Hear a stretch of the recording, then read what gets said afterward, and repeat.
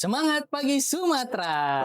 Pagi. Balik lagi nih di tahun 2006 ya Mas Aris dengan saya Meizar Dan saya Aris. di podcast Semangat Pagi Sumatera.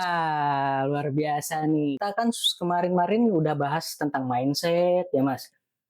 Kalau nggak salah dopamin, grit, wah banyak sekali. Nah, sekarang di 2026 nih bahas tentang apa Mas? Wah, kita awali dengan filosofi ya Mas ya. Wah, filosofi. Oke. Yang agak ringan ya. Oke, kita bahas tentang filosofi agak ringan. Tapi filosofi apa nih? Ya, kemarin saya kan baca buku Bhagavad Gita. Jadi buku itu kitab suci agama Hindu sebetulnya. Oh, agama Hindu? Iya, betul. Oke. Berarti Jadi, berhubungan dengan Krishna gitu-gitu? ya, betul. Oke. Yang kalau kita kenal di tanah Jawa itu pewayangan. Oke. Ya, mereka memang kental dengan itu kan. Jadi ceritanya gini, ada Wisita Wirya, kalau Jawa itu nyebutnya Bagawan Abhyasa, itu dia punya anak 3. Yang pertama Destarastra, punya anak Duryudana, Dursasana sampai 100 orang, Kurawa kita nyebutnya. Oke.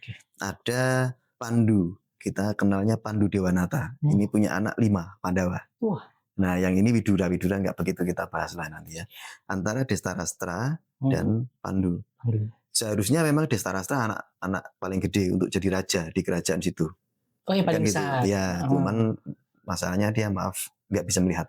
Oh, jadi buta. Sehingga tahta diberikan ke Pandu Dewanata. Oh, karena dia kekurangan. Sampai ke anaknya berarti kan. Ya, nah, cuman si anaknya Destarastra ini kan pengen jadi raja juga si Duryudana ini. Maka pengambilan tahta dilakukan dengan cara perang gitu. Oke. Ya, nah langsung singkat saja. Jadi satu saat ketemu ini Duryudana, Arjuna dan Krishna. Pandawa dipimpin oleh Arjuna ketemu dengan Krishna. Nah, di situ Krishna ngomong bahwa pertempuran tidak bisa dielakkan. Jadi, ya, memang kalian harus perang. Ya sudah. Kalian milih aku atau milih pasukanku gitu. Nah, Duryudana milih pasukannya Krishna. Hanya Arjuna yang milih Krishna gitu. Jadi kalau milih Krishna sendiri, nggak ada pasukan. Ya. Nah, Duryudana udahlah dia Kurawa 100 orang, ya kan? Dia punya banyak orang, tambah pasukannya Krishna sama mereka. Makin banyak lah. Nah, yang menarik ini, karena di dalam pertempuran itu si Arjuna ini kan memang dia anak baik ya, anak baik. Dia pada saat perang itu dia ngomong sama Krishna, aku nggak mau perang. Aku ngelawan keluargaku sendiri dong. Gitu. Itu keluargaku semua, bahkan Bhisma itu kakek pamannya Arjuna, ngikut di Duryudana. Termasuk Karna itu saudaranya sebetulnya saudaranya Pandawa, tapi besar di tempat lain, dia ngikut juga. Oh, iya. Di tempat lain dia ngikut. Betul gitu. Nah, karena itulah si Arjuna ini nggak mau dia perang, nggak mau manah dia. Anak-anak baik lah ya. Iya, Krishna yang bawa kereta kuda, nah Arjuna di belakang, dia bawa panah, tapi dia nggak mau manah. Nah, disitulah ini ceritanya terjadi. Jadi memang inilah yang menarik, Mas. Kita ceritanya itu justru kita ambil untuk pembelajaran kita sebetulnya tentang coaching. Masuknya itu, filosofinya itu. Masuknya, berarti ke coaching ya? Iya. Jadi Arjuna ini nggak mau perang dia, karena merasa ngelawan keluarganya saudaranya sendiri. Cuman kan masalahnya ini harus dilakukan, karena Arjuna mempertahankan kerajaannya untuk kebaikan, atau diambil alih oleh Kurawa, yang kekuasaannya itu nggak bagus ke rakyat.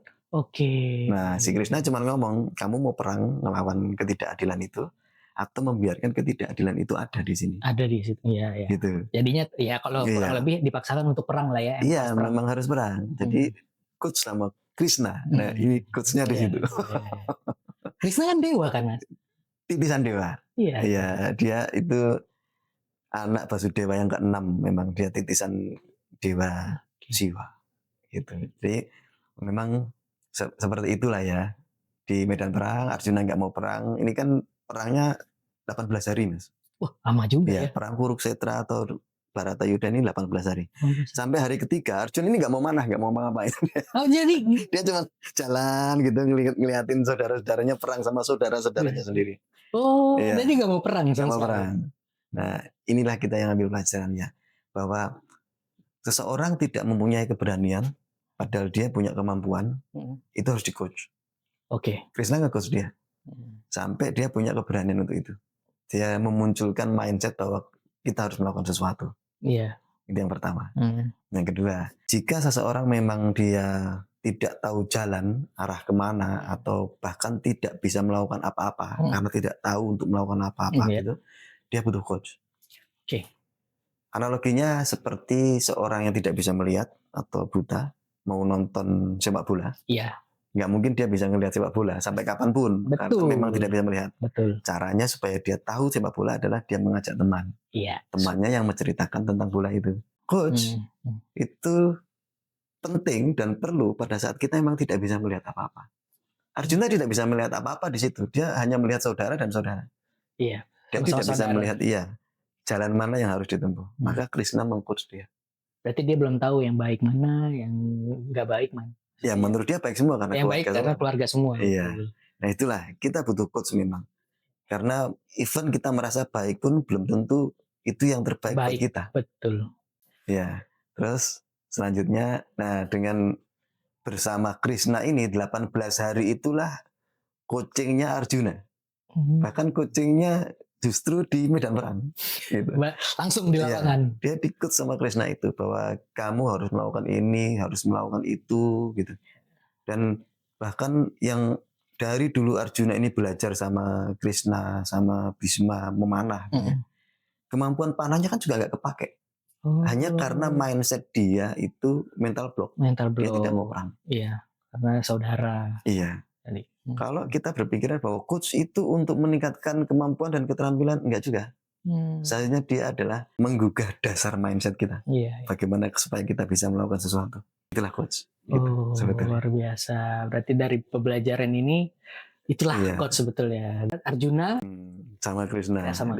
Kalau ceritanya banyak ya, di situ ada saling perang antara Pandawa dan Kurawa. Dan akhirnya gimana tuh Mas? Ya akhirnya tetap menang Pandawa kan jagoannya. Iya, jadi Pandawa tetap menang. tetap menang. Cuman yang saya ceritakan ini prosesnya. Kenapa kita butuh coach? Yaitu karena suatu saat kita akan mentok. Tidak tahu jalan, tidak tahu arah mana, tidak tahu melakukan apa, kita butuh coach. Makanya 3 hari dia cuma ngelilingin aja, nggak nembak-nembak. Dia nggak ngapa-ngapain. Karena dia mikirnya bahwa, ini saudara, nggak masa sesama saudara kita bunuh. Dia punya kemampuan loh. Dia itu memanahnya jago sekali, hampir sama dengan Karna. Gitu.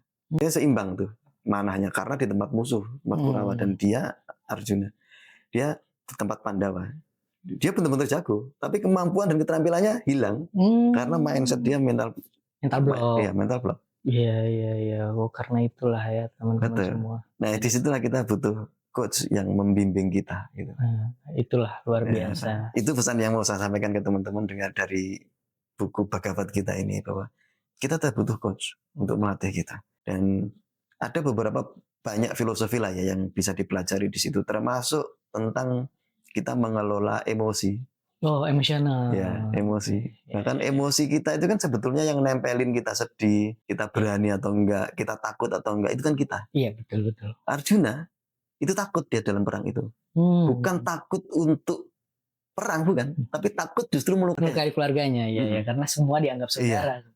Karena dia menempelkan sesuatu dengan rasa takut. Iya. Jadi, sebetulnya kita juga seperti itu. Ya. Kalau misalkan kita menghadapi satu masalah. Nah, masalah ini kan sebetulnya netral. Masalah dari Tuhan. Iya. Datang di dalam kehidupan kita. Nah, kita nanggepinnya seperti apa? Apakah kita sedih, takut, berani? Iya. Itu tergantung kita menempelkan makna dalam situasi dan keadaan tersebut. Wah, keren. Dan kita butuh coach untuk itu. Nah, itulah teman-teman. Karena coach kan punya pengalaman, punya kemampuan, punya keterampilan. Yang kita butuh supaya kita bisa paham nih, situasi seperti ini harusnya saya menempelkan makna ini, mana itu. Wah, keren. Sangat penting Mas coach itu. Luar biasa. Kita belajar tentang coach untuk di awal tahun ya Mas. Awal tahun ini kita belajar coach. Jadi teman-teman, seperti biasa, terima kasih Mas Haris. Sama-sama. Dan kita tunggu lagi di podcast-podcast selanjutnya. Assalamualaikum warahmatullahi wabarakatuh. Semangat pagi. Pagi.